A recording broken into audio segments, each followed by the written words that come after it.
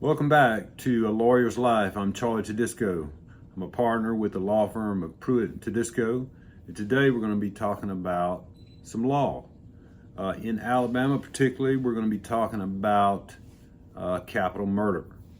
In 31 other states, including Alabama, those states permit the death penalty. Now, these cases are tried in two parts, and any defendant that's charged with capital murder can be sentenced to death or life without the possibility of parole. So these trials are usually split in two parts. First, there's a trial related to the guilt and innocent phase, and if in fact the defendant is found guilty at that phase, then we have a sentencing trial. And at that trial, the jury hears mitigating and aggravating circumstances. Mitigating tend to lessen the degree of criminal punishment, and while the aggravating circumstances increase it due to the factors of malicious nature. The code in the state of Alabama is 13A 5-2.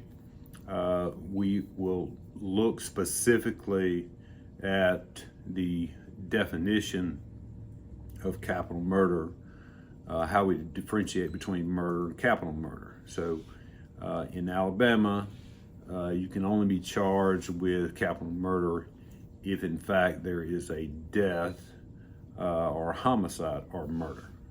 So in Alabama, capital murder offenses include all of these related to homicides or death.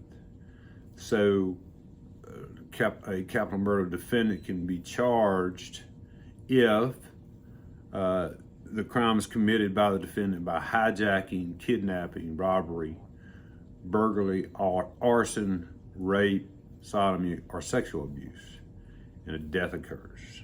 That's capital murder. Capital murder can be committed by using explosives during a drive-by shooting or while the victim was outside a vehicle or home. Capital murder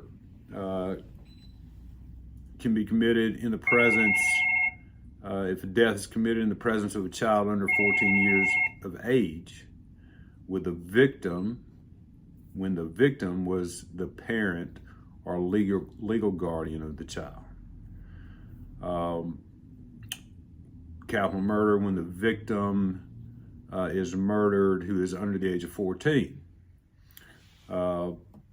Murder where two or more people were murdered, that's capital murder. Where the victim was a law enforcement officer, prison guard, or first responder while on duty or related to his or her official duties. So a defendant that causes the death or accused of causing the death of those police officers, prison guards, first responders while they're on duty or in their official capacity of charged with capital murder.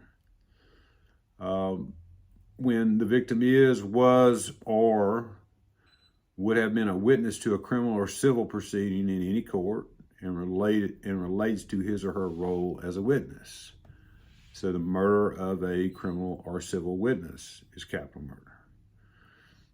A defendant can be charged with capital murder if they are serving a life imprisonment sentence or previously convicted in the past 20 years of another murder, and they commit another murder, they're charged with capital murder.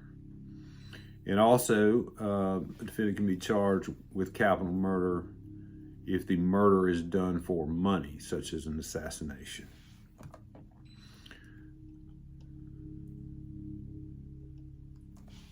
So those are examples of capital murder in the state of Alabama. Again, 31 other states in this country recognize the death penalty and have similar laws related to capital murder offenses. So I hope you enjoyed it. See you next time.